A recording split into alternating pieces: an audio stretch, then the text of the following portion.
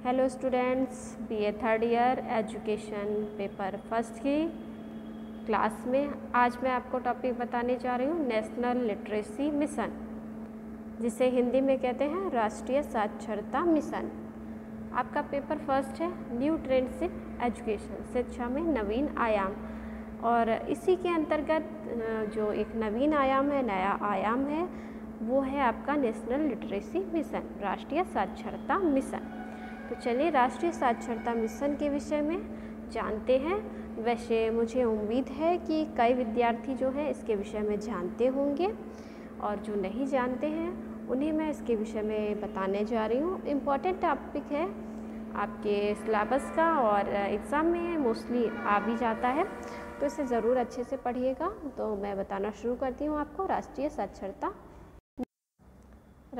साक्षरता mission, national literacy mission. स्वतंत्रता की प्राप्ति के बाद निरक्षरता को दूर करने के लिए कई सारे प्रयास किए गए हैं, लेकिन साक्षरता की स्थिति में कोई सुधार नहीं हुआ है। स्वतंत्रता प्राप्ति के बाद भी और स्वतंत्रता प्राप्ति के पहले भी साक्षरता जो है बढ़ाने के लिए, साक्षरता दर को बढ़ाने के लिए सरकार द्वारा कई प्रयास किए गए। आज़ादी से पूर्व जो है ब्रिटिश सरकार ने भी प्रयास किए कि किस तरह से साक्षरता को बढ़ाया जाए, स्त्री शिक्षा के क्षेत्र में हो या पिछड़े वर्ग की शिक्षा हो, अनुसूचित जाति जनजाति की शिक्षा की बात की जाए, सभी के लिए प्रयास किए हैं। किंतु आज़ादी के बाद यानी स्वतंत्रता प्राप्ति के बाद भी इस जो मेन हमारा टॉपिक है या समस्या जिसे कह सकते हैं निरक्षरता, उसको दूर करने के लिए प्रयास किए गए हैं, लेकिन साक्षरता की स्थिति में कोई विशेष सुधार नहीं हुआ है। सन 1951 में देश में कुल 30 करोड़ व्यक्ति ही निरक्षर थे। कब की बात हो रही है? 1951 की, 1951 में। और हमारा देश कब स्वतंत्र हुआ था? 1947 में। सन 1981 में यह संख्या कितनी हो गई बढ़कर 43.7 यानी 43.7 करोड़ हो गई, और बाद के वर्षों में लगातार इस संख्या में वृद्धि होती गई। तो आप देख सकते हैं कि किस तरह से स्वतंत्रता प्राप्ति के बाद भी देश की जो साक्षरता का ग्राफ है वो कम होता जा रहा था। मीन्स अनपढ़ व्यक्तियों की संख्या ज़्यादा होती जा रही थी और पढ़े लिखे व्यक्ति कम होते जा रहे थे, क्योंकि जनसंख्या तो बढ़ रही थी लेकिन साक्षरता प्रतिशत नहीं बढ़ रहा था। प्रधानमंत्री राजीव गांधी के द्वारा 5 मई 1988 को राष्ट्रीय साक्षरता मिशन का नई दिल्ली में शुभारंभ किया गया था। किसके द्वारा? प्रधानमंत्री राजीव गांधी के द्वारा। कब? 5 मई 1988 को। इस पर जो भी फैक्ट्स हैं उनको ज़रूर पढ़ते चलिए, याद करते चलिए, क्योंकि आपका ऑब्जेक्टिव पेपर होता है, इस तरह के फैक्ट्स पूछे जाते हैं और जिसको कि आपको ज़रूर ही पढ़ना चाहिए, याद करना चाहिए। ओके, तो 5 मई 1988 को राष्ट्रीय साक्षरता मिशन की नई दिल्ली में शुभारंभ किया गया था या शुरुआत हुई थी। ओके, राष्ट्रीय साक्षरता मिशन क्या है? एक सामाजिक मिशन है। वह इस अभियान में समाज के सभी वर्गों एवं संगठनों के सहयोग की अपेक्षा की गई थी। ओके, सामाजिक मिशन से इसे क्यों जोड़ा गया? क्योंकि साक्षरता है या शिक्षा है वो सिर्फ और सिर्फ देश का, राष्ट्र का विषय नहीं है, बल्कि हमारे समाज का भी विषय है। हमारे समाज को, हमारे सभी वर्गों को भी इसके लिए प्रयास करना चाहिए। तो इसको एक सामाजिक मिशन के तहत जोड़ा गया, जिसमें कि समाज के सभी वर्ग हो गए, संगठन हो गए, उनसे सहयोग की अपेक्षा भी की गई कि वो सभी सहयोग करें, और जब सभी सहयोग करेंगे तभी यह संभव हो पाएगा कि जो हमारा जो ये मिशन है वो कामयाब हो सके, राष्ट्र में साक्षरता की दर बढ़ सके। इन सब चीज़ों के लिए प्रयास होगा। ओके, राष्ट्रीय साक्षरता मिशन का लक्ष्य 15 से 35 आयु वर्ग के 3 करोड़ निरक्षरों होगा यहाँ पर, निरक्षरों को सन 1919 तक और 5 करोड़ को सन 1995 तक साक्षर करना था, कि उन्हें साक्षरता जो है उसका ज्ञान हो सके, अक्षरों का ज्ञान हो सके और वो कुछ बहुत सीख सके। इसके लिए बात की। राजीव गांधी ने इस बात पर विशेष बल दिया कि साक्षरता को पढ़ने, लिखने और गणित सीखने तक ही सीमित नहीं रखना चाहिए। मीन्स उनका मानना था कि अगर विज्ञान, गणित और इस तरह के विषय हैं उनको ही सीमित नहीं रखा जाना चाहिए था। और देश के परंपरागत जो मूल्य हैं सांस्कृतिक विरासत के साथ भी इसे जोड़ना चाहिए। ये साक्षरता के मतलब ये नहीं है कि सिर्फ पढ़ने लिखने या अक्षर ज्ञान से मतलब हो, गणित हो, हिंदी हो, इंग्लिश हो, इन भाषाओं को सिखाना हो, इतना ही सीमित नहीं, बल्कि साक्षरता के अंतर्गत देश के जो परंपरागत मूल्य हैं, सांस्कृतिक विरासत है, उसे भी जोड़ना चाहिए ताकि एक पीढ़ी से दूसरी पीढ़ी तक इसे पहुंचाया जा सके, इसको जोड़ा जा सके और आगे आने वाली पीढ़ी भी इसके महत्व को समझ सके। ओके, राष्ट्रीय साक्षरता मिशन के अंतर्गत 15 से 35 आयु वर्ग के 8 करोड़ निरक्षर व्यक्तियों को कार्यात्मक साक्षरता देने का भी प्रावधान किया गया। अब आप सोच रहे होंगे कि ये मैंने जो आपको टर्म बताया कार्यात्मक साक्षरता, ये क्या है?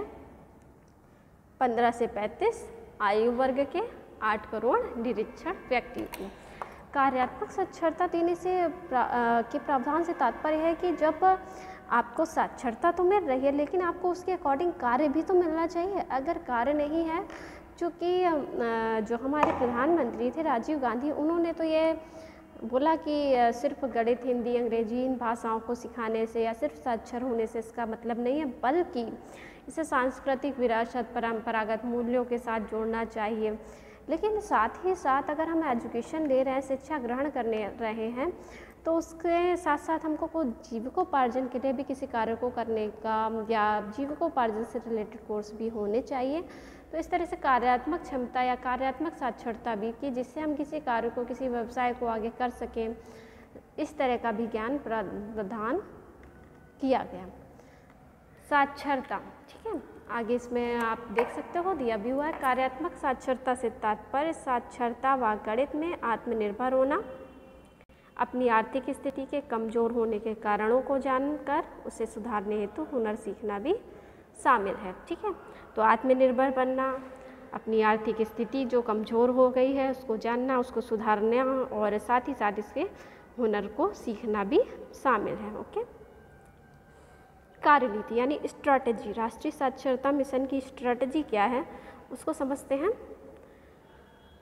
कार्य की प्रक्रिया को संचालित करने के लिए निम्नलिखित प्रकार की कार्यनीति का गठन किया गया है। ओके, स्ट्रैटेजी का प्रयोग, जन सहयोग प्राप्त करना, चालू कार्यक्रमों में पर्याप्त सुधार लाना, जन आंदोलन चलाना और सतत शिक्षा को संस्थागत स्वरूप देना। ये कुछ स्ट्रैटेजी है जिसके माध्यम से राष्ट्रीय साक्षरता मिशन को शुरू किया गया। ओके, जैसे जन सहयोग प्राप्त करना, चूँकि बिना जन सहयोग के या बिना लोगों के सहयोग के और बिना उनके कह सकते हैं कि आत्मनिर्भर बनना या जिसके माध्यम से वो अपनी स्थिति को जान सके, ये चीज़ बहुत ही ज़रूरी हो जाती है। किसी भी कार्यक्रम को सफल बनाने के लिए ज़रूरी है जन सहयोग को प्राप्त करना। चूँकि राष्ट्रीय साक्षरता मिशन भी किससे संबंधित था? शिक्षा से संबंधित था, शिक्षित करने से संबंधित था, इसलिए जन सहयोग को प्राप्त करना भी अति आवश्यक था।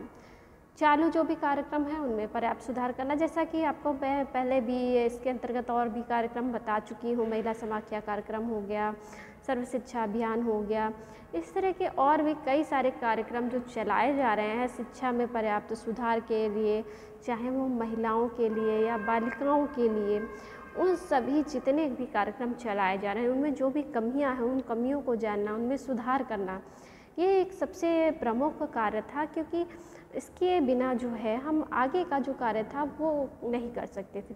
अगर एक कार्यक्रम चल रहा है और वही सफल नहीं हो पा रहा है, उस कार्यक्रम को अपेक्षित सफलता नहीं मिल पा रही है, तो हमें उसमें सुधार लाने का प्रयास करना चाहिए। तो इसलिए इस तरह की स्ट्रेटजी बनाई गई थी कि जो भी कार्यक्रम चल रहे हैं सबसे पहले उनमें पर्याप्त सुधार लाना चाहिए। नेक्स्ट है जन आंदोलन चलाना, जन यानी लोगों के इस तरह के आंदोलन चलाने के लिए भी बात की गई। सतत शिक्षा को संस्थागत स्वरूप देना, मीन्स जो कॉन्टीन्यूस शिक्षा चल रही, सतत शिक्षा चल रही, उसको भी संस्थागत स्वरूप देने के लिए प्रयास किया जाए। सभी जगह शिक्षा की सुविधाएं प्रदान करना, सभी जगह से तात्पर्य है चाहे वो वंचित वर्ग की हों या ग्रामीण क्षेत्र में हो, शहरी क्षेत्र में हो, किसी भी जगह पे हो, सभी को शिक्षा उपलब्ध करानी है। वहाँ तक शिक्षा पहुँचे या उन लोगों को इस तरह के कार्यक्रमों के प्रति जागरूक किया जाए जिससे कि वह शिक्षा की सुविधाओं से वंचित ना रह सकें और उन्हें भी जो शिक्षा के अवसर हैं वो उपलब्ध हो सके। इसके लिए उनको जानकारी प्रदान करना ये सबसे आवश्यक कार्य था। स्वैच्छिक संस्थाओं का ज़्यादा से ज़्यादा सहयोग प्राप्त करना। ओके, इसके शैक्षिक संस्थाएं जो भी हो गई उनका सहयोग प्राप्त करना, बिना सहयोग के कोई भी कार्य संभव नहीं हो सकता था, अतः इस तरह की संस्थाओं के सहयोग प्राप्त करने पर भी विशेष बल दिया गया था। तो इस तरह से इसकी स्ट्रैटेजी बनाई गई थी कि राष्ट्रीय साक्षरता मिशन जो है उसको किस तरह से सुचारू रूप से चलाया जा सकता है, किस तरह से इसको सफल बनाया जा सकता है। इसके लिए इस प्रकार की कार्यनीति का यानी स्ट्रेटजी का गठन किया गया था, इनके विषय में मैंने आपको अवगत कराया। तो ये आपका था राष्ट्रीय साक्षरता मिशन, जिसका कि उद्देश्य क्या था, व्यक्तियों को शिक्षित करना। ओके, चलिए, तो इसी के साथ ही आपका टॉपिक राष्ट्रीय साक्षरता मिशन कंप्लीट होता है। मिलती हूँ नेक्स्ट क्लास में नेक्स्ट टॉपिक के साथ। Okay student, thank you, keep study.